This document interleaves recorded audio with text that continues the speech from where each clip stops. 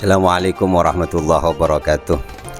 Alhamdulillah, saya kebetulan sekarang ada di Bangi, kawasan Bandar Sri Putra. Alhamdulillah, saya kebetulan ini bisa berjumpa dengan tokoh muda NU Malaysia. Nanti sebelum perkenalan, ya kita bincang-bincang santai. Kebetulan dari kemarin mau ngopi bareng di beberapa tempat, mau ke Lembah Jaya nggak jadi, tadi ke Ceras nggak jadi, akhirnya nyampe ini akhirnya ketemu di Bangi. Ini alumni Tebu Ireng, santri Tebu Ireng. Saya juga santri Tebu Ireng, cuma beda sedikit generasi. Saya angkatan tahun 89 sampai 99 saya di Tebu Ireng. Beliau ini di bawah saya. Tahun berapa? Tahun 2005. Oh, beda agak jauh ya, beda agak jauh. Nanti cuma sebelumnya, sebelum saya bincang-bincang tentang perkembangan NU di Malaysia, perkembangan tentang Ahlus Sunnah wal Jamaah An-Nahdiyah di Malaysia, tentang spirit An-Nahdiyah, saya bawa oleh-oleh ini dari ini tentang tulisan saya, berguru kepada Gus Solah. Diterima dulu ini. Ini jasa yang luar biasa bagi saya, karena ini santri Tebu Ireng yang mempunyai karya yang sangat bagus. Ini jarang-jarang ditemukan. Ini karya sang penulis Kiai Haji Fawaid Abdullah, alumni Tebu Ireng. Beda angkatan, beliau senior saya. Ini bagus dimiliki oleh semuanya, yang para muhibbin Gus Solah terutamanya. Monggo di dipesan, ada di Shopee, sudah dijual di Shopee? Belum. Oh belum. Masih ini permulaan kita Ini tapi bagus lah, intinya mari bagi pengkonsumsi pembaca ini bagus ini. Oke. Yang kedua, ini oleh-oleh saya. Kebetulan walaupun sesama santri Tebu Ireng, tapi saya bawa oleh-oleh kopiah GIB. Ini kaosnya masih belum. Enggak ini ya, sumpamanya gitu tak bawa dengan sarungnya. Insya Allah tahun depan bisa ketemu lagi ini. Ini biar sah, sah ini GIB. Kalau di sini bacanya GIB. GIB. Singkatannya Jeep. Jeep. Ini kalau di Indonesia Jeep. Bisa langsung dipakai ini. Oh langsung, kayaknya langsung cocok. Langsung cocok. Karena kemarin langsung ngomong 6, langsung 6 Kebetulan tinggal satu ini. Alhamdulillah. Mantap ini. Ini. Terima kasih kepada Kiai Haji Fawaid Abdullah yang telah memberikan buku yang bagus ini, dan kopiahnya sangat cocok sekali untuk dipakai, enak dan sedap. Sebenarnya ini brandingnya bagus, ini presiden ini. Cuma direnovasi direnovasi GIB atau Jeep. Wah, ini luar biasa ini. Tinggal sarungnya sama ininya, sama ada juga. Sarung tulisannya Jeep ya. Iya, Luar biasa. Ini hanya gerakan satu-satunya di Indonesia ini. Masya Allah. GIB atau singkatan dengan gerakan gerakan I-nya apa ini? Generasi Indonesia Bersarung. Generasi Indonesia Bersarung. Waduh, ini luar biasa ini. Supaya ya memunculkan spirit bagaimana generasi kita ini tidak alergi dengan Betul. Kalau GIB ini memang bagus sekali, karena memang apalagi orang Madura ya. Jadi tidak bisa lepas dari namanya sarung. Sarung ini memang luar biasa. Apalagi sekarang sudah dikasih wadah namanya GIB atau Jeep Gerakan Indonesia Bersatu. Wah, ini perlu dilestarikan. Perkenalan dulu ini biar dari tadi namanya siapa, anggaplah ini supaya lebih ini teman-teman alumni Tebu Ireng yang ada di Malaysia atau teman-teman karena beliau ini walaupun di bawah saya tapi saya harus banyak belajar sama ya. Ini di Tebu Ireng tahun berapa, namanya siapa, terus dari tahun berapa sampai tahun berapa keluar dari Tebu Ireng kok bisa ke Malaysia ini, jadi orang Malaysia ini sekarang ini kayaknya. Oke, assalamualaikum warahmatullahi wabarakatuh. Perkenalkan, nama saya Muhammad Abdullah Rais. Saya berasal dari Jember. Jember itu boleh dikatakan Madura, tapi ada Jawanya. Boleh dikatakan juga Madura swasta lah. Madura persemakmuran. Persemakmuran atau ahli bersekutunya. Saya dulu pernah mondok di Tebu Ireng tahun 2005. Keluar dari pondok Tebu Ireng alumni 2015 akhir. Jadi cukup lumayan lama. Sampai kuliah, dari aliyah sampai kuliah dan mengabdi di Tebu Ireng. Aliyah Tebu Ireng. Dulu setelah jauh. Jenengan tahun berapa keluar? Tahun 89 sampai 95. Jauh, berarti 10 tahun kemudian itu. 10 kemudian itu. Tapi di Tebu Ireng luar biasa, meskipun 10 tahun gak banyak ngaji, banyak main sebenarnya. Cuma barokahnya itu luar biasa lah sampai ya sekarang ini, karena memang semuanya itu barokah lah. Saya anggap memang luar biasa barokahnya. Berarti dari bahasa ke IKH dari aliyah ke IKH. Lulus, saya mengabdi di pondok selama kurang lebih 2012 sampai 2015, 3 tahun. 3 tahun saya ngabdi. Dulu pernah menjabat di Majelis Amni bersama kawan-kawan dulu. Ini berarti barengannya Mas Mahmud. Betul. Mas Mahmud. Mas Mahmud ini kebetulan ini di Malaysia ini. Ya, jadi memang banyak pengalaman betul lah di Tebu Ireng, itu memang barokah terutamanya itu. Sampai ke Malaysia dan ya sambung belajar di sini. Jadi lulus IKH. Lulus IKH ngajar di sana selama 3 tahun kurang lebih. Ke Malaysia. Dulu ada program beasiswa dari adalah salah satu orang Malaysia yang membiayai itu gitu. Dan alhamdulillah itu semua karena memang saya anggap dari barokah dari Tebu Ireng lah intinya, dan terutamanya doa orang tua. Akhirnya dari Malaysia, setelah di Malaysia kok bisa aktif di NU ini, bagaimana ceritanya ini? Itu salah satunya memang dulu saya ke Malaysia itu nganggapnya dulu Malaysia itu nggak NU gitu loh.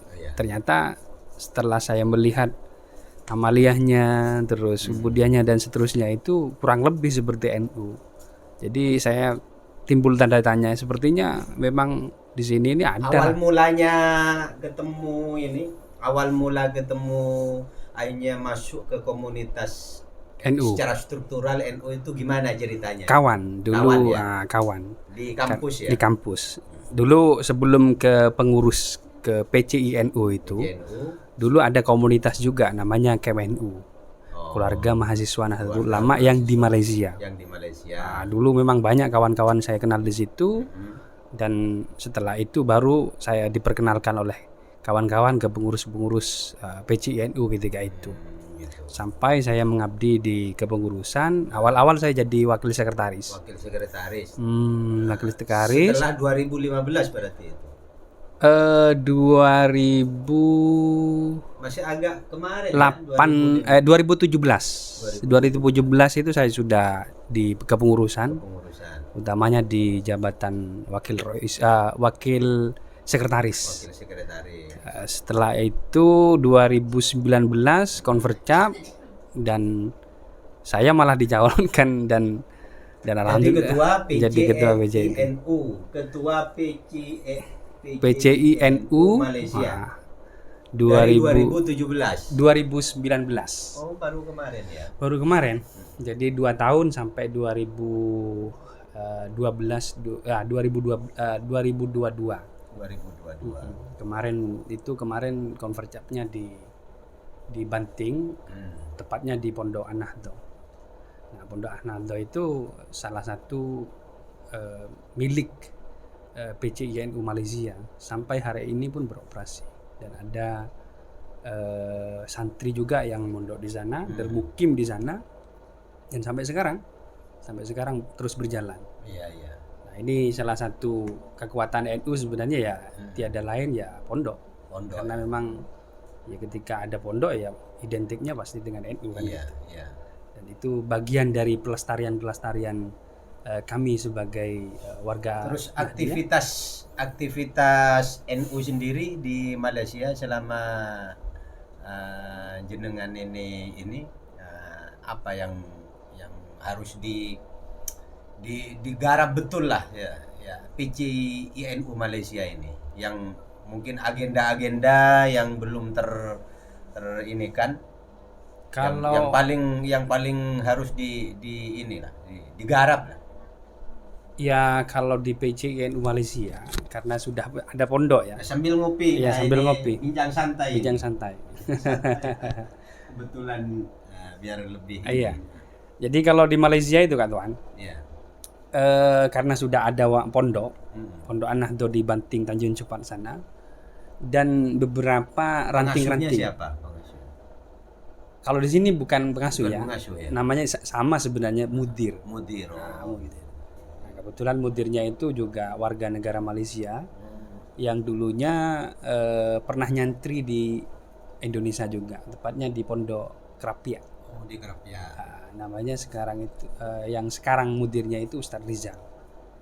Cuma PCI Malaysia itu dia dari segi legalitas hukum di depan kerajaan itu nggak lolos sebenarnya. Nggak lolos. Cuma ada badan khusus yang memang mewadahi atau melegalkan pergerakan PCI Malaysia, itu namanya pertubuhan di sini. Nah, pertubuhan itu ya NGO lah, semacam NGO. Sebentar. PCINU Malaysia itu dalam tanda petik apa diakui oleh kerajaan? Dalam tanda petik loh ya. Dan maksudnya begini, keberadaannya. Kalau keberadaannya ya diakui, cuma di depan legalitas hukum apa perorganisasian atau ormas itu nggak bisa, harus terdaftarnya harus nama sesuai dengan kerajaan. Kalau di Malaysia itu namanya ya pertubuhan, kalau di kita organisasi atau ormas.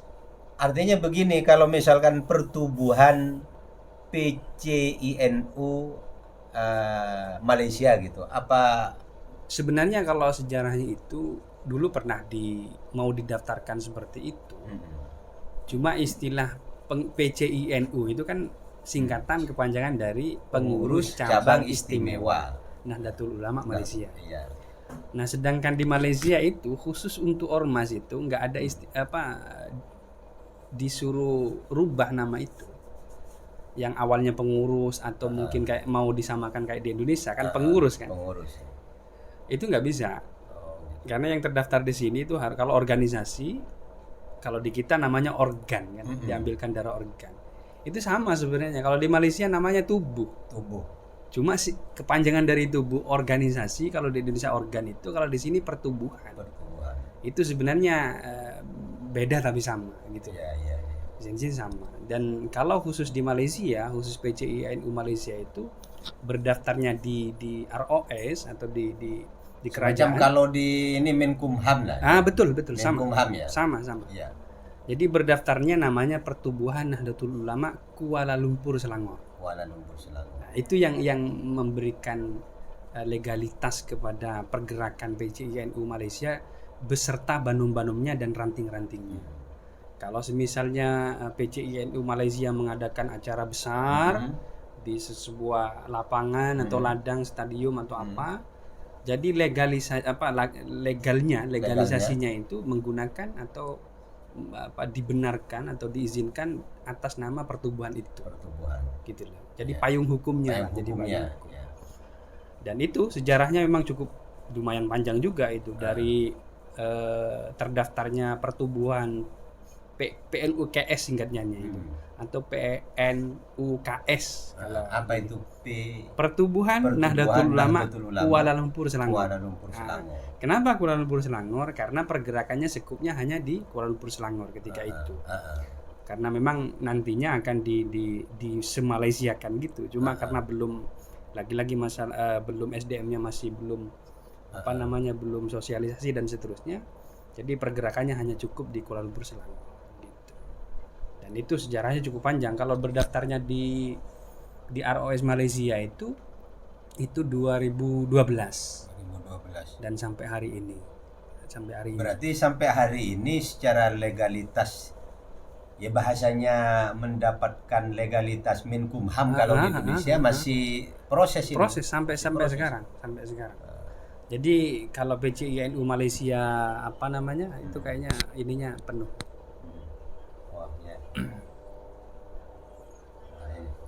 Jadi kalau pergerakannya khusus PCIN Malaysia itu memang tidak ada masalah. Bahkan mau mengadakan acara besar-besaran mendatangkan boleh, nggak ada masalah. Artinya oleh kerajaan dibenarkan. Diberi izin lah. Cuma dengan waktu-waktu yang ditentukan sesuai dengan aturan kerajaan. Betul. Gitu. Dan kenapa PCINU Malaysia atau Pertubuhan Kuala Lumpur Selangor, Nahdlatul Ulama Kuala Lumpur Selangor itu dibenarkan atau diizinkan? Karena adanya kesamaan manhaj. Jadi itu yang membuat Malaysia tidak keberatan. Welcome dan open sekali terhadap itu. Iya. Dan bahkan kita di pertubuhan itu spesialnya ini Pak Katuan, yang mendaftarkan itu wajib warga negara. Dan rata-rata yang mendaftarkan itu semuanya orang warga negara, meskipun itu keturunan dari Indonesia. Gitu. Jadi bahasanya sebenarnya bukan, kalau dilihat dari aturan organisasi, bukan di bawah, ya dalam tanda petik lah, bukan di bawah PBNU. Kalau PCI nginduknya ke PCI, kalau PCINU nginduknya ke PBNU. Tapi kalau pertubuhan itu nginduknya langsung ke kerajaan. Karena memang operasinya di sini. Iya, itu kan sebenarnya urusan mensiasati teknis aja, betul. Enggak masalah lah itu. Kalau pertubuhan itu nyebutnya untuk PCINU itu istilahnya di undang-undangnya atau di AEDRT-nya pertubuhan itu namanya ahli bersekutu. Istilahnya begitu. Jadi kalau semisal pertubuhan atau PCI mau mengadakan acara Maulidur Rasul di sebuah tempat yang sangat besar, mendatangkan banyak jamaah ketika itu. Jadi yang menghantarkan izin kepada kepolisian di Malaysia itu atau IPD atas nama pertubuhannya. Iya. Dan kepolisian akan mengecek itu. Dan yang yang mengantarkan mengizinkan itu dilihat, ini apa ini PCI atau PCINU istilahnya. Ini ahli bersekutunya NU atau pertubuhan itu. Jadi dibenarkan. Iya. Itu gak ada masalah. Kalau berkaitan dengan ini pergerakan generasi muda lah, generasi muda NU di Malaysia. Kalau di jumlah lah, ya, ada ndak database yang mencoba oleh PCNU kira-kira berapa itu? Kalau pakai data-data. Kalau data konkret saya pikir belum ya. Tapi kita sudah telah mengupayakan itu dulu. Dulu itu pernah kita mengadakan pendataan pembuatan Kartanu. Nah, ini kan bagian dari pendataan kan. Lumayan juga. Jadi setiap kita di gelombang pertama itu ratusan awalnya. Seandainya sampai sekarang itu di total mungkin sampai puluhan ribu bahkan. Ini khusus untuk Kartano saja. Iya. Tapi kalau untuk pendataan dan seterusnya itu saya pikir lebih dari itu. Ya kalau saya mengistilahkan di Malaysia itu jumlah warga negara atau WNI-nya orang Indonesia itu mungkin berapa juta gitu ya, atau mungkin 2 juta lah, anggapnya seperti itu. Ya boleh dikatakan separuhnya dari bahkan itu. Lebih. Ya, iya. Bahkan kami pernah mendengar sebuah di seminar, kebetulan kami pernah berkunjung ke PBNU dan diterima langsung oleh Buya Said Akil ketika itu. Kebetulan pas waktu itu ada acara seminar dengan Malaysia. Dan apa yang jadi pembicara itu yang dari Indonesia, yaitu Pak Mahfud MD sebagai Kemenkumham. Kemenkumham. Dan dari Malaysia Kementerian Pertahanan, yaitu ketika itu Mas Sambut. Dialog di sana, dan yaitu Kiai Said Akil menyampaikan pesan bahwa yang ada di Malaysia itu kebanyakan dari orang NU gitu lah. Bahasanya seperti itu. 50% bahasanya seperti itu. Cuman ya memang penting juga, misalkan saya ini kan sering silaturahim tiap tahun dari tempat ke tempat itu ya. Ya pentingnya sebenarnya sinergitas dengan beberapa tokoh atau kiai yang sering silaturahim ke Malaysia. Ya sosialisasi tentang Kartano. Nah, ini contohnya misalkan ini Mbak Rotul ini asli. Ini dulu santri di tempat saya, sudah jadi warga, tapi yakin tidak punya Kartano ini. Yakin. Punya Kartano? Ini. Kartano itu kartu tanda anggota Nahdlatul Ulama. Tak ada. Ini padahal sudah S2-nya di sini, sudah aktif di beberapa NGO ya. Tapi juga belum berkartano ini. Ini seumpamanya masuk ke aktif di IPPNU atau di Fatayat, ini sudah waktunya ini. Mungkin berkat silaturahim ini nanti Mbak Rotul ini bisa ya dari teman ke teman ya. Kan penting membangun relasi. Betul, itu kan betul. Ini kan gitu. Generasi ini generasi muda NU juga ya, Mbak Rotul ini. Tapi sayangnya belum ada Kartano kan itu. Belum. Artinya database itu penting juga. Apalagi Kartano, sehingga paling tidak walaupun secara harokahnya ini manhajnya ini Nahdiyah, tapi legalitas bahwa ini loh saya ya, semacam kalau IC itu kan ke kerajaan, tapi kalau ke Kartano ini kan ke ya lebih ke ormas ya, bahwa walaupun walaupun Mbak Rotul ini sudah S2 sudah ini, tapi kan ya penting juga ya. Sama dengan beliaunya ini mantan ketua PCINU Malaysia, juga tadi sekilas ini. Terus yang perlu juga supaya diketahui oleh masyarakat di Malaysia dan di Indonesia, sejauh ini selama ada di Malaysia, jenengan ini apa yang kesan yang ini keliling kemana-mana ini, ketemu dengan banyak orang, ketemu dengan ya aktivis-aktivis generasi muda atau ya yang sudah menjadi warga negara sini, apa yang terkesan ya, ibaratnya perbedaan kultur atau apa dengan di Indonesia ini, kira-kira apa ini? Kalau kesamaannya mungkin juga. Jadi kalau kesan itu sebenarnya banyak ya, karena yang paling spesifik menurut saya itu ya lagi-lagi amaliyahnya NU Amaliyahnya. itu. Jadi kita mau kemanapun, kalau misalnya kita berjumpa dengan orang baru atau siapa, biasanya kan orang itu kan dilihat dari kebiasaannya. Dari pertama kali aja udah kenampak kali. Contoh ya, macam kita lihat rokok itu. Ya. Pertama kali, ini kayaknya NU. Ini NU nih kayaknya. Jadi identiknya itu khasnya di situ. Atau kopi lah ya. Meskipun ada lah sebagian non NU atau lain daripada NU yang ngerokok juga. Cuma karena memang ya itu spesifikasinya, saya pikir lebih ke situ. Dilihat dari kebiasaannya, dilihat dari tingkah lakunya atau pergaulannya, memang ya mudah sekali untuk mengidentifikasi ini NU atau bukan gitu loh. Benar. Karena memang ya NU itu sangat mudah di ininya gitu loh. Contoh kayak saya ini ke sini dari keliling-keliling, ya kebetulan mensyiarkan Istighosa Hadratus Syekh. Ini animonya luar biasa. Saya fotokopi dan ternyata dari sekian tempat yang saya lalui ini belum sama sekali pegang Istighosa Hadratus Syekh.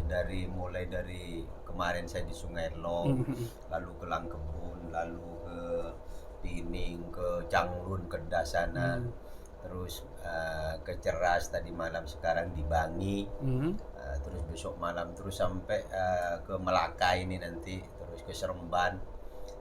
Ini belum, ternyata Istighosa Hadratus Syekh ini belum banyak yang ini. Iya. Jadi ini bagian dari merakatkan kita ini santrinya Hadratus Syekh, santri Tebuireng, dan juga kita tahu Hadratus Syekh itu adalah pendiri Nahdlatul Ulama, sehingga saya berharap dengan saya tiap tahun ini nanti ini ini semakin membesar gitu. Ya, jadi Istighosa Hadratus Syekh ini bukan hanya saya, mungkin ada teman-teman alumni Tebuireng yang lain semakin banyak mengenalkan Istighosa Hadratus Syekh ini, ya akan semakin kerekatan ya, ikatan An-Nahdiyah itu, ikatan kultur kebiasaan ini semakin ini nanti. Iya. Dan mudah-mudahan kapan-kapan, kalau tahun ini kayaknya nggak nututi saya silaturahim ke teman-teman secara struktural PCNU Malaysia atau ke Pondok An-Nahdhah, tapi tahun depan mudah-mudahan saya bisa agendakan. Iya, memang itu memang ini ya, sebuah keperluan atau kebutuhan. Iya. Karena memang Istighosa itu ini bagian dari yang tidak terpisahkan dari NU kan. Termasuklah dari tahlilan atau Maulidur Rasul atau dan amaliyah yang lain. Yaitu kadang-kadang saya mikirnya gini, kata. Ada banyak yang berkata bahwa kalau ngurus NU dianggapnya santri Mbah Hasyim. Ini kan sudah jadi umum ini kan. Jadi umum. Sopo sing ngurusi NU tak anggap santriku. Iya. Siapa yang dianggap yang jadi santriku, saya doakan husnul khotimah. Jadi saya kadang-kadang selalu berpikir gini. Banyak orang, saya pernah mengikuti prosket jenengan dengan Gus Fahmi. Saya kadang-kadang sempat berpikir hal yang sama. Banyak orang dikatakan santrinya Mbah Hasyim hanya untuk menjadi pengurus. Jadi untuk pengurus. Padahal lebih dari itu tuh ada yang mungkin orang nggak banyak sadar bahwa ketika kamu menganggap dirimu santrinya Mbah Hasyim dari segi organisasi loh ya, atau NU-nya, apa yang kamu pelajari di sana? Ya salah satunya ya apa? Istighosahnya itu kan bagian dari amaliyah juga. Bagian gitu. Amaliyah.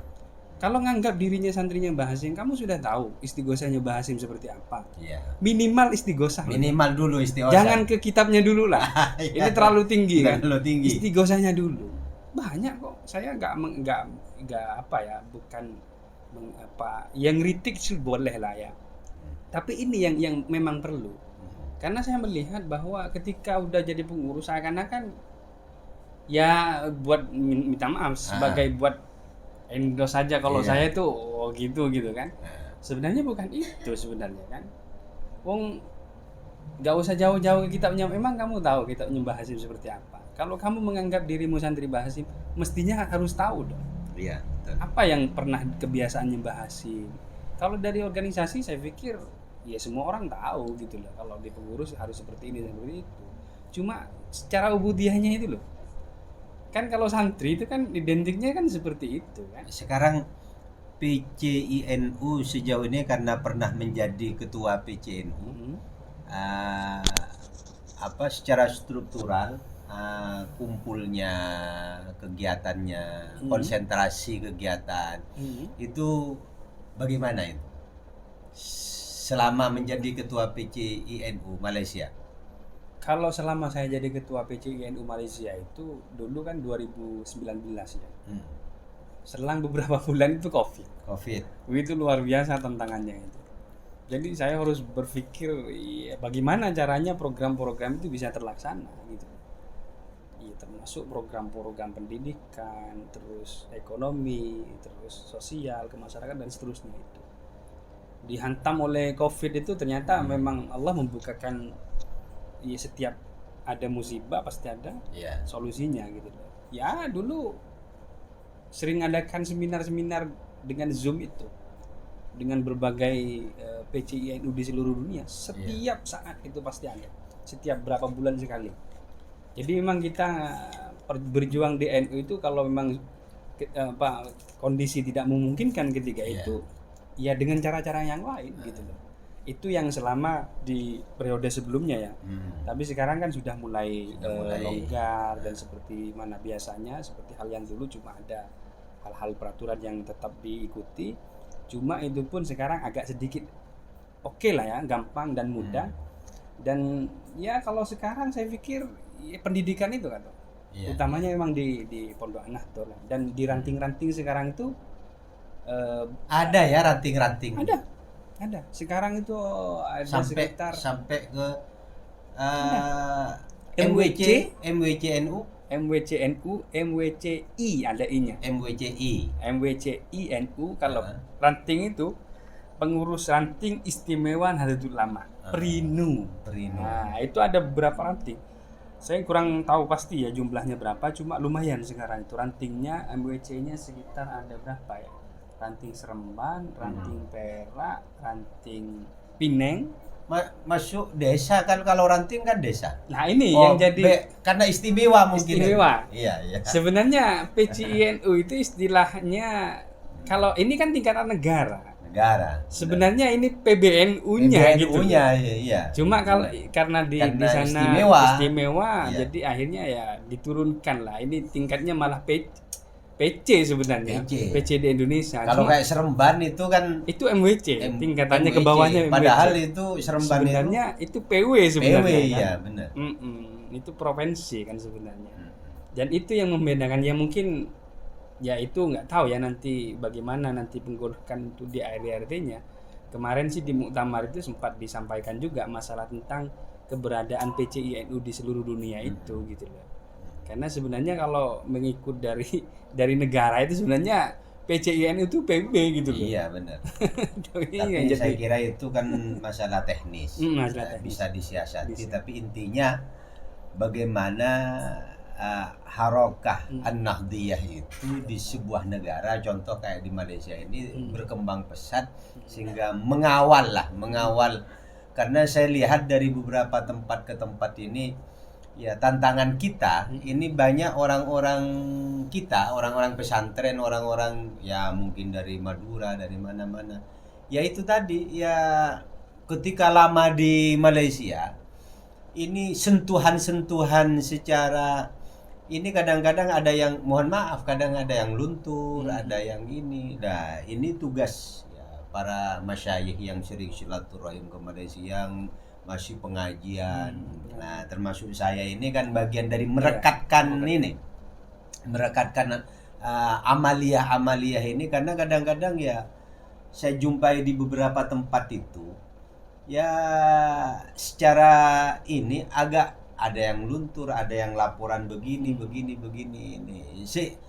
Ketika di Malaysia sudah lama ada yang sudah enggak pulang sampai 5 tahun, 10 tahun. Nah, kebiasaan-kebiasaan yang dulu harokah atau amalia Nahdlatul Ulama, amalia NU itu agak yang Pudar. kena bukan pudar, kena virus-virus Virus ya. ngefek ke ini ya, Kak Malia, virus corona ngefek. Iya, virus. Anggaplah ini trans ideologi Wahabi segala macam. Nah ini nyambung dengan Wahabi, gerakan Wahabi di Malaysia ini kayaknya juga agak ini santer juga. Iya, memang.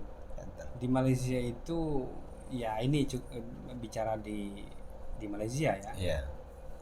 Ya meskipun Malaysia itu amaliyahnya, ubudiyahnya itu sama seperti NU di Indonesia, cuma tidak menutup kemungkinan juga bahwa fahaman-fahaman yang dari luar semacam kayak Wahabi dan yang lain-lain itu juga mulai sedikit banyak juga mempengaruhi. Ya terutamanya mungkin di bidang-bidang yang ya politik lah intinya di situ. Kalau di Malaysia itu agak sedikit kuat karena yang membackup itu langsung raja. Iya. Karena raja itu ya kan raja Melayu pasti orang Islam. Iya. Dan amaliyahnya ya seperti Ahlus Sunnah wal Jamaah lah dia memang iya. Tapi sehebat-hebatnya raja kalau kena politik juga sama aja gitu. Itu bahaya juga gitu. Jadi ya meskipun di sini kayak jabatan Islam ya, jabatan Islam di berbagai wilayah atau provinsi. Di sini ada, kalau di Selangor itu JAIS lah. Jabatan Islam Negeri Selangor. Itu memang diisi oleh orang-orang yang memang fahamannya memang Ahlus Sunnah wal Jamaah. Meskipun adalah semacam orang-orang yang fahaman Wahabi juga sudah mulai mempengaruhi juga. Saya dengar kemarin itu saya ke mana? Ke Kedah. Wilayah Perlis kalau nggak salah. Perlis itu memang agak sedikit. Dulu amalia Ahlus Sunnah wal Jamaah itu luar biasa kuat, tapi karena pada sisi politik itu tadi mufti atau apanya saya nggak paham. Sekarang malah dilarang katanya begitu. Kalau memang kuatnya bukan Wahabi ya istilahnya, tapi meskipun itu Wahabi sudah jadi istilah umum di mana-mana itu, memang di Perlis itu agak sedikit kuat di sana karena memang terutamanya yang amalia hampir mirip dengan Muhammadiyah. Dulu tahlilan ini maulidan itu bebas seperti. Nah, sekarang itu malah dilarang katanya itu. Saya kemarin sekarang saya sebut si A lah ya.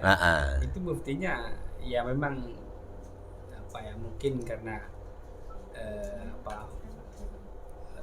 referensinya untuk pahamannya itu memang lebih kepada pembaru seperti Mujaddid, si Muhammad Abdul dan seterusnya itu. Jadi itu buatnya di sana. Bahkan kalau di Perlis itu kan di sana itu Muhammadiyah cukup kuat di sana. Bahkan di Muhammadiyah di Malaysia itu di sini ada PCIM juga. PCIM kalau di kita pengurus, kalau di sana pimpinan. Ya, istilahnya Muhammadiyah kan. Pimpinan cabang istimewa Muhammadiyah. Dan Muhammadiyah sekarang luar biasa. Memang pergerakannya di dunia pendidikan di Malaysia sangat kuat. Bahkan sekarang itu sudah terdaftar namanya Ummah namanya Universitas Muhammadiyah kalau nggak salah, atau Buya Hamka dulu. Soalnya berubah saya lihat di beritanya itu. Di Muhammadiyah sudah punya universitas di sini. Iya. Namanya Ummah kalau nggak salah. Namanya Muhammadiyah. Universitas Muhammadiyah kalau nggak salah. Iya. Sepertinya memang iya. Cuma kemarin agak sedikit alot juga. Saya tanya-tanya, saya juga punya banyak kawan orang-orang Muhammadiyah itu. Dulu pernah mendaftar di kerajaan Malaysia namanya Universitas Buya Hamka. Pengaruhnya Buya Hamka luar biasa di Malaysia di kampus-kampus. Iya, dari Melayu kan, jadi secara ini kan Melayu. Betul. Bahkan ya itu yang kurang sekali di sini itu. Ya taunya orang Malaysia itu NU dan pendirinya Hasyim Asy'ari dan dan ulama-ulama yang lain, tapi dari segi karya pemikirannya itu nggak sampai ke sini gitu, nggak sampai. Yang nyampe ke sini emang Buya Hamka itu luar biasa. Kalau saya ini siapa ini di UM itu, kalau bursa buku, saya nggak pernah nemu itu buku-buku yang pemikirannya Kiai Hasyim Asy'ari dan tokoh-tokoh yang Islam yang lainnya yang moderat yang seperti ulama-ulama Nusantara. Yang ada ya Buya Hamka. Kecuali kalau ini loh ya book fair yang internasional loh ya, banyak lah buku. Tapi itu pun yang masuk itu paling ya Nurholis Majid. Kayak buku-buku Gus Dur jarang semua. Nah, ini perlu mungkin difikirkan ke depan. Cara teknisnya seperti apa. Ini yang kalau sasarannya secara ini kiai-kiai dari Madura kan sering banyak datang kiai-kiai silaturahim berdakwah lah seperti sini. Ya termasuk saya. Saya ini kan juga silaturahim juga nyampaikan lah. Mulai tahun ini saya mencoba memang mensyiarkan istighatsah Hadratus Syekh Hasyim Asy'ari ini. Yang kedua, kalau begitu memang harus kita pikirkan ke depan. Ya semacam ngaji lah, ngaji Irsyadus Harinya Hadratus Syekh, mungkin ya Risalah Ahlus Sunnah. Ya walaupun model ngajinya tentu kita harus lebih fleksibel, lebih apa, tapi mengenalkan karya-karya Hadratus Syekh itu menurut saya ini juga sangat penting sekali. Ya At-Tibyannya, kitab At-Tibyan, terus Jami'atul Maqasid dan seterusnya ini kan yang tergabung dalam terkumpulan dari Irsyadus Syari itu. Ya syukur-syukur memang ke depan ini di struktur pengurus PCINU Malaysia juga dikenalkan secara ilmiah itu. Ya, kitab Irsyadus Syarinya Hadratus Syekh. Sampai sekarang pun itu bahkan program di kepengurusan saya dulu. Iya. Saya dulu itu sebelum Covid memang sudah pesan kitab-kitab kepada almarhum Gus Zaki bahkan. Iya. Itu berapa kitab yang saya termasuk kitab Irsyadus Sari berapa kitab saya beli? 10 kalau nggak salah. Memang itu agenda saya ketika itu karena ya itu pentingnya memang di situ. Kalau kita mau diakui spiritnya NU itu sebenarnya kan di situ. Ya, pemikiran Hadratus Syekh Ki Hasyim Asy'ari itu yang juga harus kita explore, kita sampaikan. Ada ya kaitannya dengan ya mungkin masuk program PCINU Malaysia. Menjadi bahan kajian-kajian ilmiahnya lah itu. Kajian-kajian ilmiah. Iya, memang ya itu karena memang apa namanya terkendala berbagai macam kondisi. Karena memang namanya saja istimewa. Jadi istimewa itu memansuhkan segalanya gitu. Iya. Ada tidak lazim seperti yang di Indonesia harus ribet begini. Ya dengan gerakan istighatsah, gerakan Irsyadus Syarinya Hadratus Syekh ini saja sudah menjadi luar biasa menurut saya. Andaikan itu di ini. Sebenarnya gini kan Tuan. Ketika kayak jenengan kiai yang datang ke sini untuk mengaji, baca istighosah dan berdakwah dan ceramah dan seterusnya itu. Kalau ceramah saya pikir kan sudah umum. Sudah umum. Tapi kalau kajian kan Tuan. Ini yang pernah terjadi kepada pondok-pondok yang saya sebut contohlah seperti Sidogiri. Mas-masnya itu ke sini ngaji biasa kayak di pondok-pondok. Dan saya pernah ikut hadir juga beberapa kali saya ikut itu. Ya Allah, ini sebenarnya sudah jadi kebiasaan. Ini sebenarnya di NU itu sebenarnya udah mendahului pondok-pondok seharusnya. Iya. Kan dari sistemnya, strukturnya, semuanya udah tersusun semua gitu. Benar. Kalau pondok-pondok itu kan ya emang seperti itu gitu loh. Kalau di organisasinya mestinya kan lebih lebih bagus gitu. Iya, benar. Iya. Jadi itu yang saya sampai sekarang itu harapan ya, karena memang hanya sebatas jadi harapan.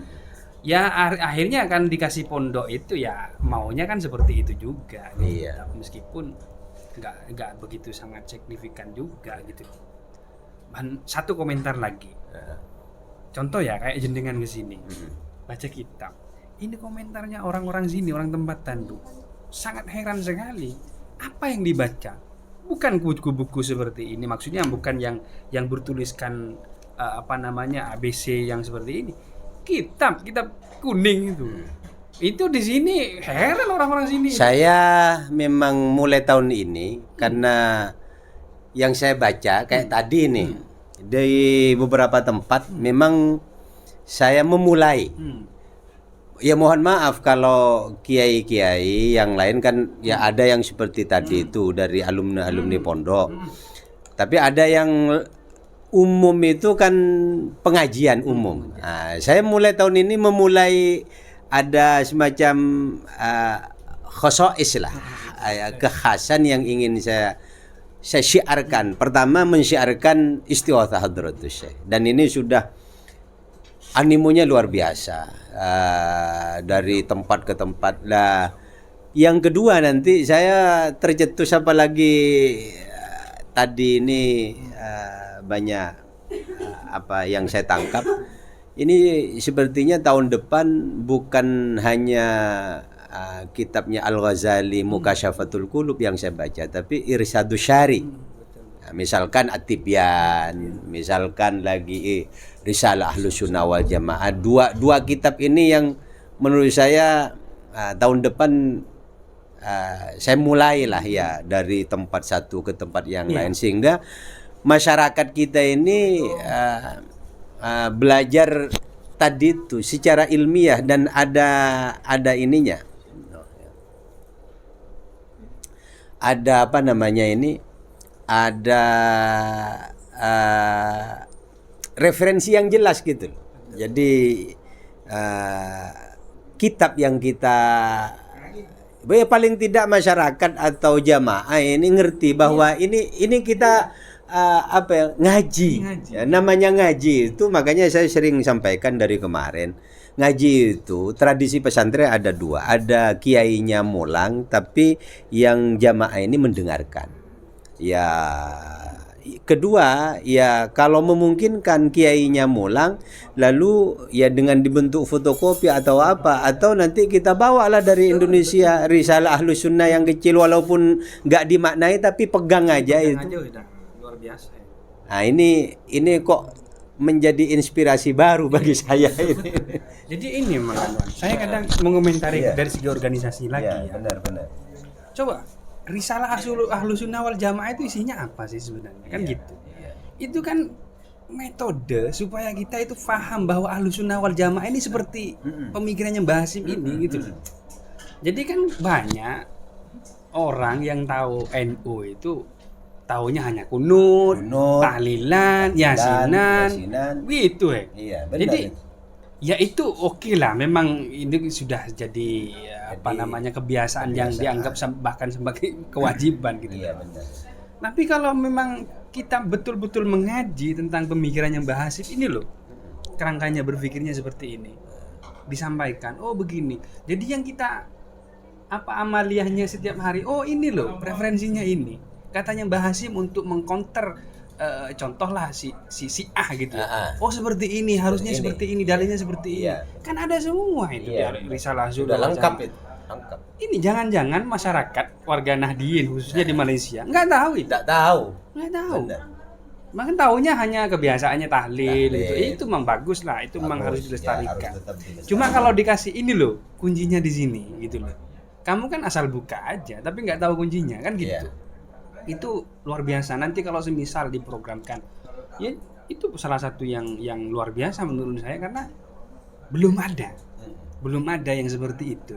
Oke lah dari para pondok-pondok yang besar yang kesini ngaji itu memang ya betul kata mungkin kitab-kitab Fathul Mu'in, Fathul Muhab dan seterusnya itu bagus juga bagus. Tapi yang secara organisasi ruhnya NU. Ruhnya NU itu berdasar atas manhaj atau pemikiran atau apa namanya ya apa yang tertuang di dalam Irsyadus Syari ini kalau kita sosialisasikan kan luar biasa. Betul.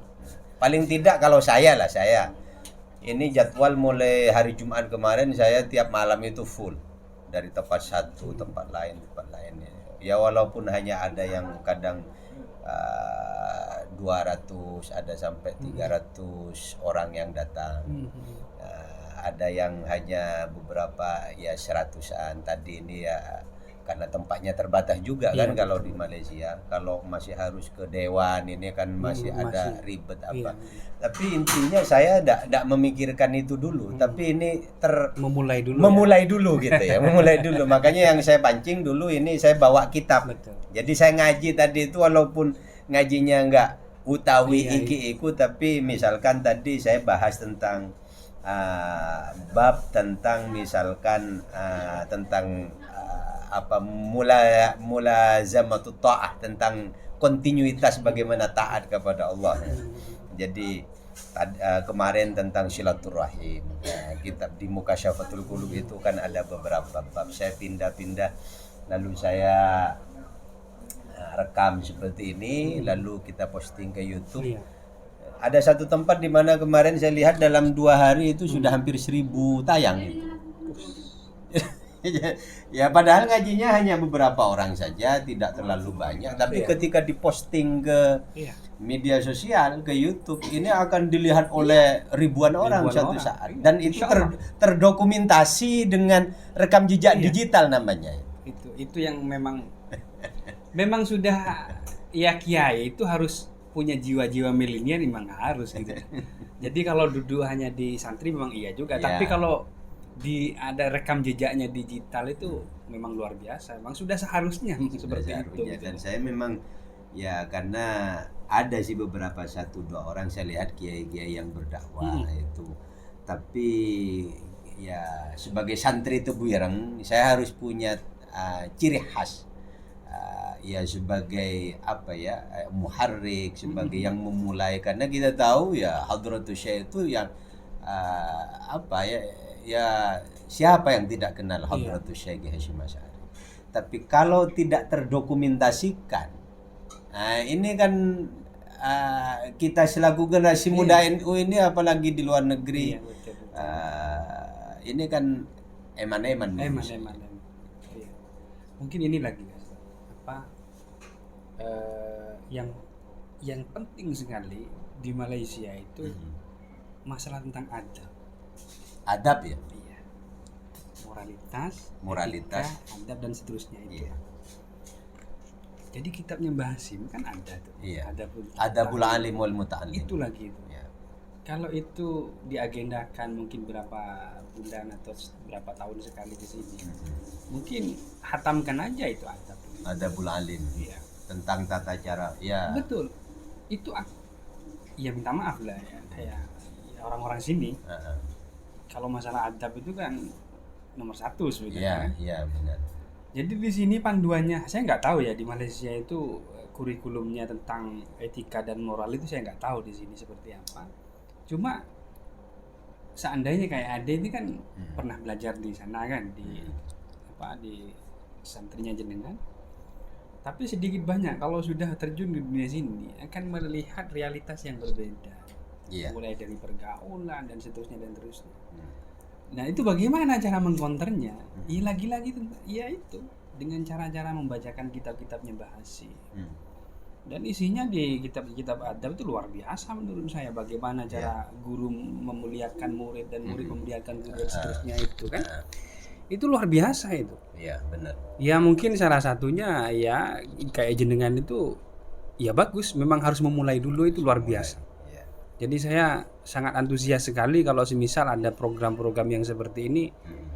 Insya Allah lah kalau saya ada waktu nanti kalau jenengan ke sini ya tinggal liliskan, kalau saya memungkinkan bisa hadir saya hadir. Karena memang bagus sekali dan itu yang saya rindukan. Karena apa? Saya itu kan Tuhan, kalau ingin ngaji, ini kan sebentar lagi bulan puasa nih. Iya. Bagusnya sekarang di Tebu Ireng itu ada live streaming untuk ngaji Sahih Bukhari dan kitab-kitab yang lain di live streaming. Itu saking pingin ngajinya saya buka, ya karena ya dari YouTube, dari live itu. Ya meskipun kitabnya saya bawa semua di rumah itu. Akhirnya kan di live streamingnya Sohibori itu kan di samping kanannya itu kan ada di membaca. Jadi ingat lagi, merefreshing. Ya Allah, saya rindu ngaji ini, gitu loh. Jadi kalau nggak dimulai dari kayak kiai-kiai kayak jenengan ini siapa lagi gitu loh. Kita yang di sini ya repot lah gitu loh. Jadi memang itu, jadi luar biasa itu. Saya pikir nanti kalau jenengan ke sini lagi ngaji-ngaji itu, kalau saya ada waktu insya Allah, mari kita senang banget gitu ngaji. Iya. Karena azanah aja. Kalau di Malaysia minta maaf ya, saya minta maaf. Iya. Kajian-kajian Turos itu, kitab-kitab Turos itu hanya ditemukan di mana ya, di kampus-kampus itu pun nggak banyak dikaji di kampus-kampus itu.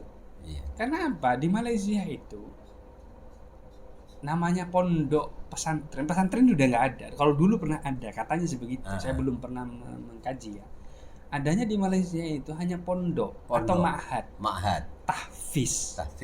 Artinya kan secara apa spesifikasinya kan ke Quran saja kan, menghafal kan begitu. Tapi kajian surahnya memang lemah ya, lemah sekali gitu loh. Itu bisa dicari mungkin di pondok-pondok yang agak kampung-kampung lah, mungkin contoh ambillah kayak di Kelantan dan mungkin ada di bagian-bagian kampung-kampung Selangor itu masih ada. Tapi itu pun ya gimana ya, lagi-lagi ya perkembangan zaman itu yang memansuhkan itu lagi gitu loh. Ya mungkin lagi-lagi ke dunia perpolitikan itu bisa jadi juga gitu loh. Dan sekarang saya juga update juga terkait masalah Perdana Menteri yang baru ini kan. Kemarin pernah menyatakan bahwa akan memberi aturan kepada pondok-pondok itu. Artinya kurang lebih sama kayak di Indonesia. Mau melestarikan pondok-pondok kajian-kajian itu. Itu luar biasa menurut saya itu. Benar. Nah, nanti kalau semisal dari para kiai-kiai yang dari Indonesia ke sini buka kitabnya, saya jamin tidak akan mengganggu. Saya jamin tidak akan mengganggu. Siapa sih yang akan mengganggu? Ini ngaji. Kecuali kalau berjudi gitu ya baru itu lain lagi itu. Apa memprovokasi atau apa. Tapi kalau ngaji kitab, saya pikir minta maaf orang-orang tempatan semisal kalau mau hadir, pasti akan terheran-heran apa yang dibaca ini. Kitabnya kuning lagi atau putih, tapi nggak ada baris. Kalau di sini istilahnya baris ya. Nggak ada sakal-sakalnya itu, tanda-tandanya nggak ada. Gimana cara baca kalau nggak bukan expert atau keahliannya? Nggak bisa baca itu. Saya pastikan. Lo orang saya punya murid itu sampai sekarang saya ajari. Nah nggak usah ke ini yang jurmiyah itu nggak paham sampai sekarang. Iya. Ya karena memang ya basicnya nggak ada gitu loh. Kalau di kita jangan diragukan. Kalau dari ya minta maaf ya meskipun nggak semuanya lah. Tapi kalau pondok-pondok di Indonesia saya pikir masih bertahan gitu, sampai sekarang. Ini luar biasa menurut saya, luar biasa itu. Saya kok memang tercetus tadi itu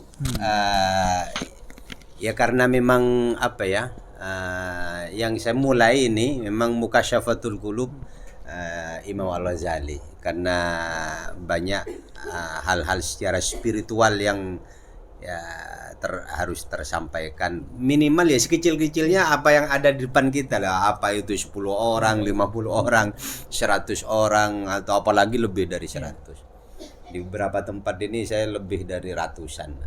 Ya, kalau ini terinikan nanti ya untuk tahun berikutnya saya bawa ngaji, dijadwalkan. Saya kan sudah menjadwalkan dari Madura, sudah terjadwalkan di tempat ini ngaji, tempat ini ngaji lah. Ke depan misalkan ya dijadwalkan kitab, satu kali saya datang misalkan ya, kitab Adabul Alim wal Muta'allim. Lalu kita sampaikan ke jamaah atau orang-orang yang hadir di situ. Dan saya lihat yang hadir bukan hanya orang Madura saja, orang Jawa, terus ada tadi dari Lombok, dari mana-mana kan itu. Paling tidak ini terbiasakan dulu. Saya memang tak pikir-pikir, karena juga banyak alumni dari tempat saya itu kan juga ya dipercaya, ada yang mulang ngaji Quran, hanya sekedar ngaji Quran tapi santrinya lumayan banyak itu di beberapa tempat. Betul. Karena itu tadi orang-orang Indonesia yang anaknya sudah di sini ini kering untuk bisa ngaji Quran aja itu. Ya kan, ngerti kan itu. Kering ya, untuk ngaji Quran aja itu susah, bukan main. Betul. Jangan sampai ke kitab-kitab itu. Iya. Quran aja masih belum tentu ininya kok. Jadi memang itulah yang terjadi di sini. Jadi polesan-polesan yang dari Indonesia itu memang perlu juga. Dan itu bukan maksud dan tujuan untuk mengajari sebenarnya, kan tidak sebenarnya kan. Tapi memang karena memang di Indonesia kalau untuk urusan melestarikan kultur budaya mengaji itu sampai sekarang kan masih bertahan Ya gitu. paling tidak di pesantren Iya, lah. di pesantren gitu loh. Kalau di Malaysia saya pikir ya mungkin tingkatannya hanya di university ya. University. Untuk kajian-kajian kitab-kitab turos itu. Jarang kan? Universiti pun tengok pengkhususan. Iya, pengkhususan saya paham. Betul. Jadi jarang ditemui gitu kan. Jenengan aja kalau semisal ada waktu ya, coba kalau ada waktu, ada kawan yang punya pondok Mahat Tahfiz, ya isinya gitu-gitu aja gitu. Jangan dicari kisah kitab-kitab Fathul Qorib, nggak bakal jumpa itu. Fathul Qorib nggak jumpa itu. Mungkin ada lah ya Ada. terjemahan yang namanya di sini kan pembahasan fikih di sini itu kan fardu ain. Gitu. Kelas fardu ain katanya di sini itu, meskipun pembahasannya di situ fikih gitu loh. Tapi ya fikih-fikihnya yang sudah terjemah itu sendiri gitu loh. Iya. Jadi yang dikaji ya fardu ain tentang bagaimana tohara dan itu pun nggak sedetail kayak di pondok gitu loh. Hanya sebatas ya hanya sebatas ilmu pengetahuan yang sangat dasar aja, ya nggak tuntas gitu loh. Jadi itu yang membuat di sini itu mungkin ya lemahnya di situ gitu loh. Dan itu bagus kok. Saya pernah bergabung di Pondok Sidogiri yang ngaji ke sini, Fathul Mu'in itu. Jadi kalau ada komentar-komentar dari orang-orang sini, ini apa nih gitu. Jadi heran gitu loh, apa yang dibaca kok nggak ada ininya, tak ada baris-barisnya kok boleh membaca, itu kan luar biasa katanya orang sini. Padahal kita itu udah biasa seperti itu gitu. Ini bukan niat mensombongkan diri, tidak, karena memang kita sudah kebiasaan gitu loh. Dan ini nanti kalau tidak diprogramkan para kiai-kiai ke sini untuk mengaji itu, pada akhirnya santri-santri yang di Malaysia yang ini jadi hilang semua ilmunya. Ya maksudnya yang pernah belajar tentang kitab itu hilang semua gitu. Iya, benar. Jadi akhirnya ya sudah nggak ada. Tapi saya jamin yang pernah jadi santri kalau dikasih program-program ngaji itu, insya Allah mereka semua akan semangat datang. Iya. Semangat datang. Karena apa? Ya nggak semuanya sama kayak saya pemikiran dan perasaannya. Tapi kalau saya pribadi ngaji itu memang rindu sekali, kangen gitu loh. Ya paling tidak tetap sambung sanad ilmu. Betul. Dan ini yang harus dibiasakan, dilestarikan para keturunan orang-orang Indonesia yang sudah seperti ini sudah jadi orang Malaysia. Iya. Nah, kalau ini nanti punya anak terus tidak ada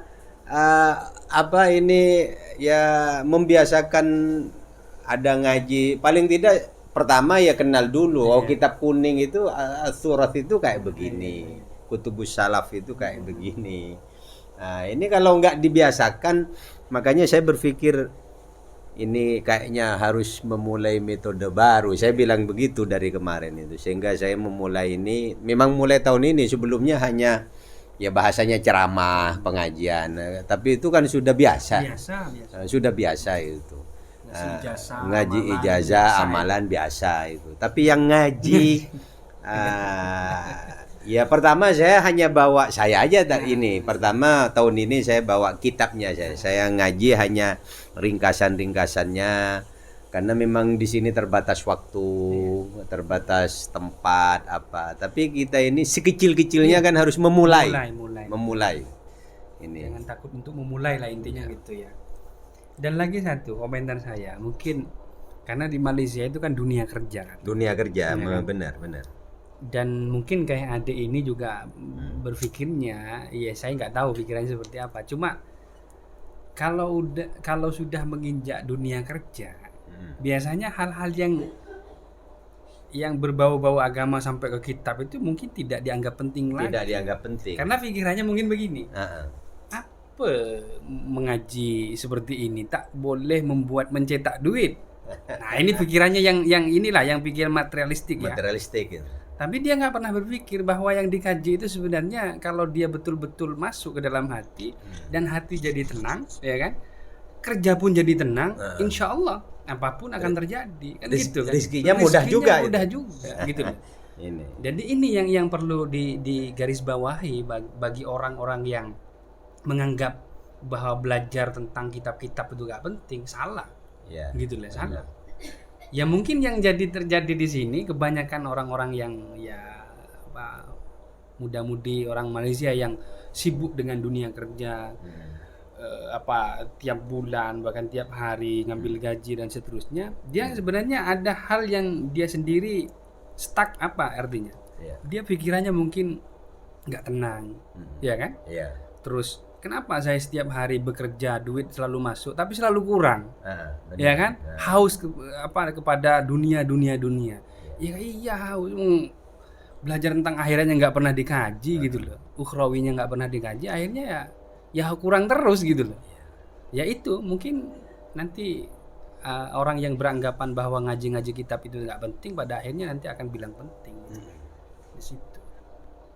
Ya itu mungkin inilah nanti saya betul nanti kalau Kak Tuan berapa bulan lagi ke sini tentukan aja di mana, kalau saya ada waktu. Saya sebenarnya agak sibuk juga Kak Tuan. Saya memulai punya kedai makan. Wah ini kalau di Malaysia kalau sudah punya kedai makan ini ya enggak, kedai makan kecil aja. Tapi kan sibuknya kecil tapi simpul-simpul ringgit ini kayaknya. ya Ratul ya.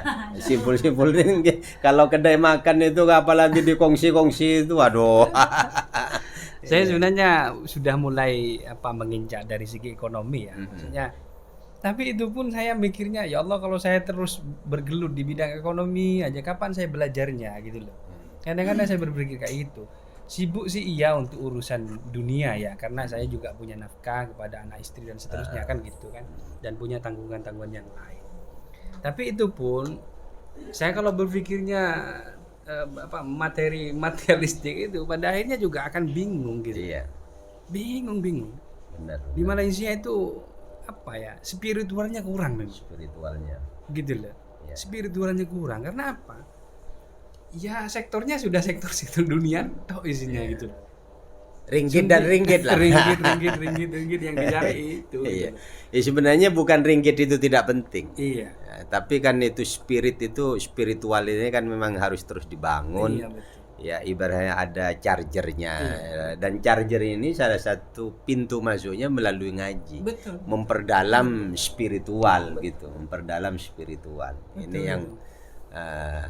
yang harus terus dan gejala-gejala itu sebenarnya sudah agak lama saya tangkap. Makanya metode saya silaturahim ke Malaysia mulai tahun ini agak saya geser itu. Saya biasakan walaupun mungkin ada yang agak kurang gimana, tapi ya nggak apa-apa. Saya tadi itu memulai. Ya, dari istighatsah hadratus saya, lalu nanti insya Allah ke depan ini ya kita jadwalkan ya, artinya dari Madura sudah ngaji adabul alim wal muta'allim ya hadratus syekh beserta istighatsah. Berapapun yang hadir nggak masalah gitu. Tapi kita kan memulai itu. Jadi silaturahimnya nyambung. Ini lagi komentar saya. Ini bagus ya kalau ada program-program seperti itu. Jadi jangan sampai para pekerja atau WNI yang di Malaysia itu belajar ke YouTube. Benar. Gitu loh. Ya, selama ini memang saya lihat dari tempat ke tempat YouTube ini dan khawatirnya kan ini orang Madura misalkan atau orang Indonesia yang santri dulu santri, anaknya kan belum tentu ini. Lah ketika anaknya ini ngajinya ke YouTube, sanad ilmunya nggak nyambung lah, ini disitulah. Sementara YouTube sekarang berseliweran pemikiran-pemikiran yang seperti itu, transideologi yang macam-macam itulah. Betul. Jadi kalau semisal ada program-program seperti ini ya, kita juga tidak menafikan bahwa masyarakat kita itu nggak semuanya paham terkait masalah keagamaan ya.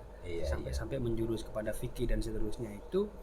Jadi warga kita atau warga Indonesia yang ada di Malaysia itu, kenapa saya bilang jangan sampai belajar ke YouTube, karena kita tahu bahwa YouTube itu kan ya memang sudah sangat umum sekali.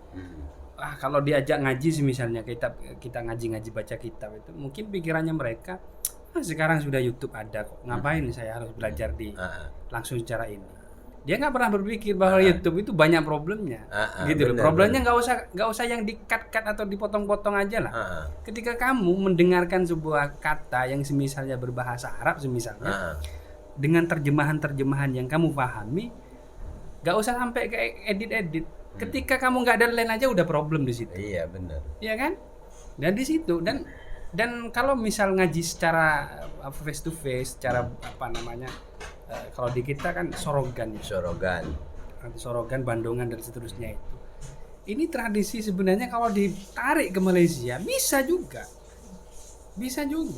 Karena saya berapa persen itu yang masuk ke Malaysia itu hampir rata-rata dia santri. Benar. Santri itu. Gitu loh, santri. Kalau bahkan saya kadang-kadang sempat heran juga kepada para pekerja itu. Ketika saya pergi ke kongsi, ada musola di situ. Saya ikut jamaah di situ. Bacaannya bagus.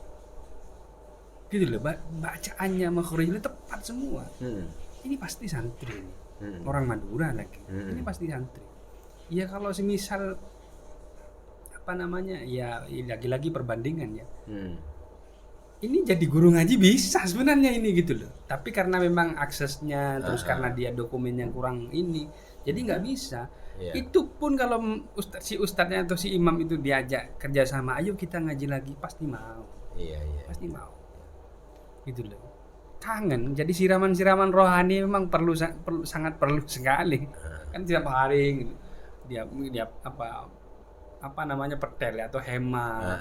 Tiap hari jadi bising tiap hari kan, balik kadang-kadang sudah capek gitu kan, dengan pekerjaan.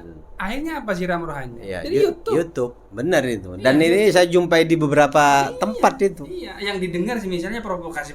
Akhirnya udahlah balik si kepula pening, tadi gaji gak masuk, gak digaji, terus habis berantem dengan dogenya, nyampe ke sana dengerin YouTube, ternyata ceramahnya agama provokator isinya. Provokasi. Akhirnya apa? Jadi ahlul bughad juga. Jadi ahlul bughad dia memberontak kan. Lah disitulah ajaran Ahlus Sunnah An-Nahdiyah bahasanya ya, orang-orang NU lah, orang-orang pesantren, nyambung sanad ini sangat penting untuk kita garap ke depan ini, menjadi media dakwah yang harus ya anggaplah yang berbeda. Selama ini ya saya bilang itu tadi, ngaji itu pengajian secara umum ya, itu penting. Tapi kan perlu ada sektor lain yang harus menggarap secara tadi itu ya, ngaji kitab misalkan Adabul Alim atau nanti At-Tibyan, Risalah Ahlus Sunnah. Ya gak usah jauh-jauh kita mengkaji Irsyadus Syari'nya Hadratus Syekh ini sudah gak kurang-kurang gitu. Itu aja tersampaikan secara ini ke beberapa jamaah, beberapa orang-orang Indonesia yang kerja di Malaysia. Ini sudah bagus lah menurut saya. Nah, terakhir sebelum saya tutup, ini Kak, tak lihat ini sudah hampir 1 jam, tidak kerasa. Ini pesan-pesannya jenengan ini ke ya teman-teman yang di Indonesia, ya generasi muda NU, teman-teman wabil khusus ke mungkin ya sesama santri alumni Tebu Ireng, baik yang di Indonesia maupun di Malaysia. Ini terakhir, setelah ini kita ya tutup lah ini. Apa pesan-pesannya? Jadi ini pesan terakhir, dan kalau terakhir itu kayak meninggal saya. Nanti jumpa lagi ini. Jadi pesannya untuk masyarakat warga Nahdien di Malaysia, ya khususnya. Jadi jangan lelah untuk selalu mengkaji atau mengaji hasanah-hasanah kitab-kitab turos yang ada di Indonesia, wabil khusus kepada karya-karyanya Mbah Hasyim Asy'ari yang terkumpul di Irsyadus Sari, dan insya Allah nanti kalau semisal ini diistiqomahkan, maka kita tidak akan ragu lagi disebut santrinya Mbah Hasyim Asy'ari. Dan yang paling penting barokah. Barokahnya itu gitu pasti loh. itu insya Allah lah barokahnya. Pasti barokah itu memang nomor satu, tiada duanya itu. Jadi itu pesan-pesannya, janganlah untuk selalu belajar dan mengkaji hasanah-hasanah keilmuan, karya-karyanya ulama-ulama kita yang ada di Indonesia, wabil khusus kepada karyanya Mbah Hasyim Asy'ari itu. Ini yang memang sampai sekarang di Malaysia belum ya. terlaksana, meskipun dulu pernah terlaksana, cuma stuck gitu ya, atau ya karena kalau pakai struktural NU agak ribet apa ini? Agak ribet karena memang ya masanya kan cuma sebentar. Masanya kan? juga satu periode itu cuma 2 tahun saja. 2 tahun ya. Iya, di Malaysia khusus di Malaysia itu 2 tahun gitu loh. Bahkan di Mesir itu cuma 1 tahun bahkan. Oh gitu ya. Iya. Jadi pikir 5 tahun. Enggak. Cuma 2 tahun. Jadi untuk mereestafetkan atau meneruskan dari program-program itu agak susah. Gitu loh. Padahal kalau semisal generasi sebelumnya itu paham juga bahwa pengajian kitab-kitab turus itu penting, saya pikir akan berlanjut. Bahkan siapapun nanti kiai yang akan dari Indonesia atau mungkin khususnya dari Madura ke sini, boleh dikasih wadah oleh PJI atau PJI NU Malaysia untuk mengisi kajian-kajian itu gitu loh. Jadi kan ini luar biasa kalau misalnya di betul-betul dilestarikan, diistiqomahkan. Saya pikir ini jadi momentum dan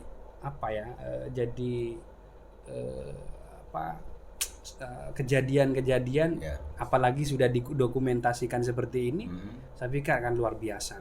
Ternyata mungkin nanti kalau itu ke depan saya termasuk yang bisa disambungkan oleh jenengan ke pengurus PCNU ya satu kali lah, karena kalau banyak kali saya kan harus banyak ya satu kali aja misalkan dengan pengurus dulu kita dengan pengurus NU dulu dengan banum-banumnya dengan ininya kita mengeksplor anggaplah ya kajian ngaji dan kajian misalkan kalau kayak jenengan kan sudah jelas sekali dari segi sanadnya kan gitu kan, langsung dari jenengan ke siapa ke Samsuri, bahkan sampai ke Mbah Hasyim dan sampai ke Rasulullah kan sanadnya juga jelas sekali gitu. Jadi kalau kayak jenengan atau santri-santri yang lain atau mungkin pondok-pondok yang lain yang memang satu wadah dengan NU itu sangat insya Allah bisa gitu loh. Janji dari pengurus-pengurus PCI NU itu siap mewadahi ini loh, tawarannya dari kiai ini ingin mengaji kitabnya Mbah Hasyim yang gini, bisa nggak kira-kira? Nggak usah terlalu formal lah, cukup ngaji di mana lah, di rumah atau di mana dengan santai bahkan sambil ngopi rokokan juga bisa kok kan gitu kan, sambil ngopi monggo rokokan, yang penting ini selalu berpikir kan, ngopi itu kan singkatan juga, ngolah pikiran gitu loh, dan seterusnya gitu loh, itu bagus ya. Meskipun nanti kayak kayak Haji Fawaid nanti ke sini meskipun kan banyak santri-santrinya jenengan itu, bolehlah untuk khusus untuk kepengurusan di PCI ini loh, ada kiai yang siap datang ke sini tanggal sekian, bisa nggak dari PCI Malaysia mewadahi untuk mengaji kitabnya Mbah Hasyim kan gitu. Itu pun sebenarnya bukan prioritas. Kalau misalnya dari pengurus tidak contohnya tidak ada waktu untuk melayani, nggak masalah. Kok jenengan banyak santrinya kok kan gitu kan, bisa ngaji di sana. Mensiakan kitab-kitab Mbah Hasyim nggak harus distruktural sebenarnya. Kultural itu lebih kena, lebih bagus kan. Dan gitu saya kan. memulai ini sekarang ini, saya mulai lah. Kita gitu. Mulai secara mengalir aja. Iya betul, nggak masalah itu. Makanya maksud saya kenapa kok perlu disambungkan dengan PCNU bahwa ya pengurus-pengurus di PCNU yang di luar negeri ini juga perlu ngecas juga ngecas keilmuan, ngecas pemikirannya Hadratus Syekh melalui kitabnya ini kan sudah jelas. Tinggal dibaca, dieksplor, dikaji. Walaupun model ngajinya tidak harus utawi iku tapi ada pokok-pokok pikirannya tentang apa sih sebenarnya at-tawassut, apa sih tentang al-adalah menurut Hadratus Syekh itu Iya, apa betul. kan itu Iya. di At-Tibyan, di Risalah kan banyak Iya, itu kan. betul, betul. Nah ini yang maksud saya perlu kita terus mengkaji. Iya, betul, betul. Ya.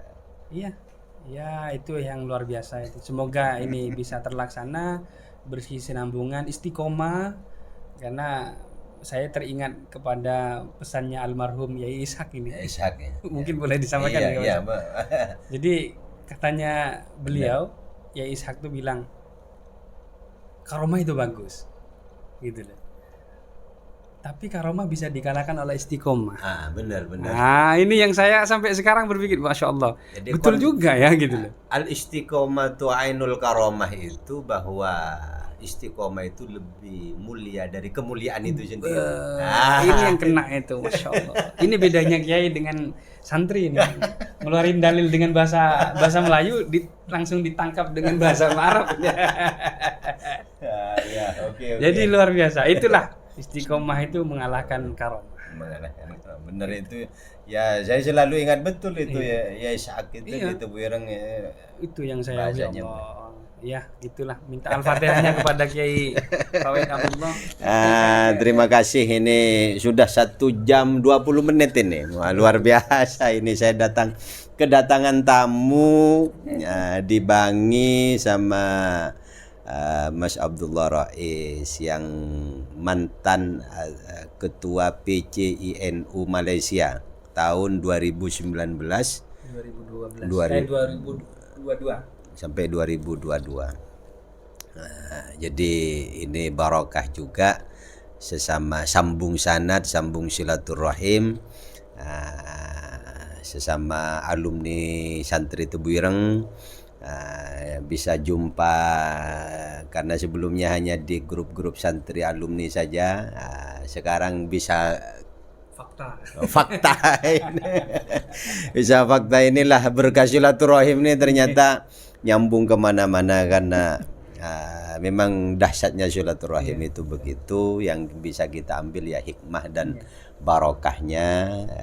Tidak bosan-bosan kita mengharap barokahnya Hadratus Syekh dan masyayikh guru-guru kita di Tebuireng dan guru-guru kita di semuanya lah itu. Insyaallah ya hidup kita ini kan akan barokah kalau kita ini mengharap barokahnya para guru, para kiai-kiai kita. Mungkin hanya ini, sudah lebih 1 jam 22 menit, ini sudah mau 1 jam setengah. Cukup sekian dari saya, Abah Lora Channel. Nanti bisa dilihat di YouTube atau di potongan-potongannya. Biasanya saya sering share di grup-grup WhatsApp. Terima kasih. Kita akhiri, mungkin biar lebih afdal doa sekilas saja ya, ala hadzin ya bi barakatil Fatihah. Bismillahirrahmanirrahim. Iya. بسم الله الرحمن الرحيم. حمدا يوفي نعمه يكافي مزيده يا ربنا لك الحمد كما ينبغي لجلالك ووجهك وعظيم سلطانك. اللهم يسر ولا تعسر علينا، يسر لنا حاجاتنا، يسر لنا أمورنا، يسر لنا سفرنا، واشف مرضانا بنور وبجاه وببركة وبشفاعة رسول الله سيدنا محمد صلى الله عليه وسلم. اللهم طول عمرنا ووسع رزقنا، اللهم اكفنا بحلالك عن حرامك وأغننا بفضلك عمن سواك. بسم الله الذي لا يضر مع اسمه شيء في الأرض ولا في السماء وهو السميع العليم. حسبنا الله ونعم الوكيل، نعم المولى ونعم النصير، ولا حول ولا قوة إلا بالله العلي العظيم.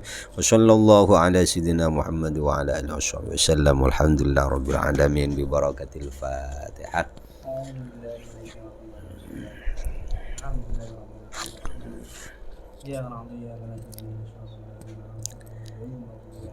Terima kasih semuanya atas waktunya Mas Rais. bisa bincang santai dengan saya. Kebetulan ketemu di Malaysia, mudah-mudahan kita disehatkan, panjang umur, barokah semuanya. Akhiran wa musta'an. Allahul muwaffiq ila aqwamit thariq. Assalamualaikum warahmatullahi wabarakatuh. Waalaikumsalam warahmatullahi wabarakatuh.